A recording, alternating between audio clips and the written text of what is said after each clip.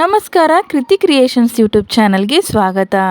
ಲಕ್ಷ್ಮೀ ಬಾರಮ್ಮ ಧಾರಾವಾಹಿ ಅದ್ಭುತವಾಗಿ ಮೂಡಿ ಬರ್ತಾ ಇತ್ತು. ಅದರಲ್ಲಿ ಗಂಗಕ್ಕ ಅನ್ನೋ ಒಂದು ಪಾತ್ರ ಎಲ್ಲರಿಗೂ ಅಚ್ಚುಮೆಚ್ಚಾಗಿತ್ತು. ಅದರಲ್ಲಿ ಗಂಗಾ ಅನ್ನೋ ಪಾತ್ರವನ್ನು ಹರ್ಷಿತಾ ಅವರು ಮಾಡ್ತಾ ಇದ್ರು. ಅವರು ಮೂಲತಃ ಮಧುಗಿರಿಯವರಾಗಿದ್ದರು. ಇತ್ತೀಚೆಗೆ ಅವರು ಲೈವ್ ಬಂದು ಒಂದು ಶಾಕ್ ವಿಷಯವನ್ನು ಹೇಳಿದ್ದಾರೆ. ಆ ಶಾಕ್ ವಿಷಯ ಏನು ಅಂತ ಈ ವಿಡಿಯೋದಲ್ಲಿ ನೋಡೋಣ.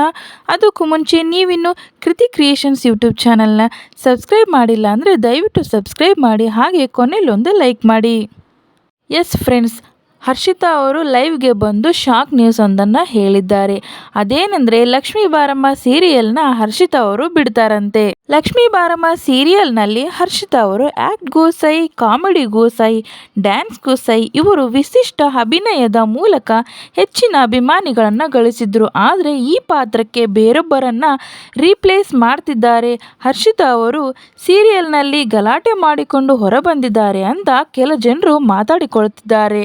ಅದಕ್ಕೆ ಹರ್ಷಿತಾ ಅವರು ಲೈವ್ ಬಂದು ಉತ್ತರ ನೀಡಿದ್ದಾರೆ.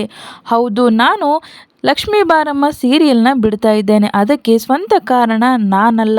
ನಾನು 2-3 ಪ್ರಾಜೆಕ್ಟ್ನಲ್ಲಿ ಕೆಲಸ ಮಾಡ್ತಾ ಇದ್ದೇನೆ. ಆದರೂ ಸಹ ಹೆಚ್ಚಿನ ಸಮಯವನ್ನು ಲಕ್ಷ್ಮೀ ಬಾರಮ್ಮ ಸೀರಿಯಲ್ನಲ್ಲಿ ಕಳೀತಿದ್ದೀನಿ.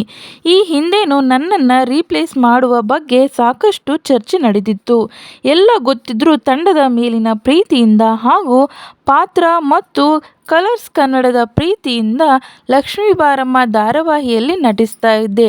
ಆದರೂ ನನಗೆ ಗೊತ್ತಿಲ್ಲದೆ ನನ್ನ ಪಾತ್ರಕ್ಕೆ ರೀಪ್ಲೇಸ್ ಮಾಡಲಾಗಿದ್ದು ನನಗೆ ಬೇಸರವಾಗಿದೆ ಅಂತ ಹೇಳಿದ್ದಾರೆ. ಹಾಗೆ ಕಲರ್ಸ್ ಕನ್ನಡ ನನಗೆ ಒಂದು ಸ್ಥಾನಮಾನವನ್ನು ಕೊಟ್ಟಂತಹ ವೇದಿಕೆ.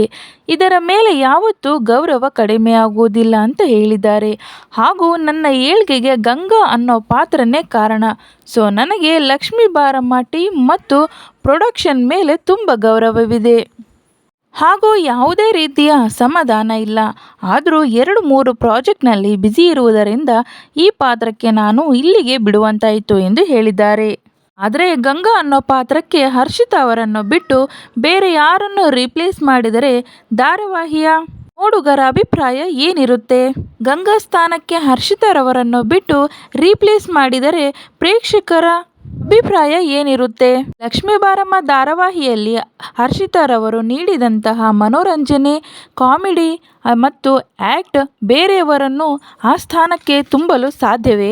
ನೀವೇನಂತೀರಾ ಫ್ರೆಂಡ್ಸ್? ಲಕ್ಷ್ಮೀ ಬಾರಮ್ಮ ಧಾರಾವಾಹಿಯಲ್ಲಿ ಗಂಗಕ್ಕ ಅನ್ನೋ ಪಾತ್ರಕ್ಕೆ ಬೇರೆಯವರು ಬಂದರೆ ಹೇಗಿರುತ್ತೆ? ಗಂಗಾ ಪಾತ್ರಕ್ಕೆ ಹರ್ಷಿತಾ ಅವರಿಗಿಂತ ಮಿಗಿಲಾದ ಪಾತ್ರಧಾರಿ ಸಿಗಬಹುದೇ?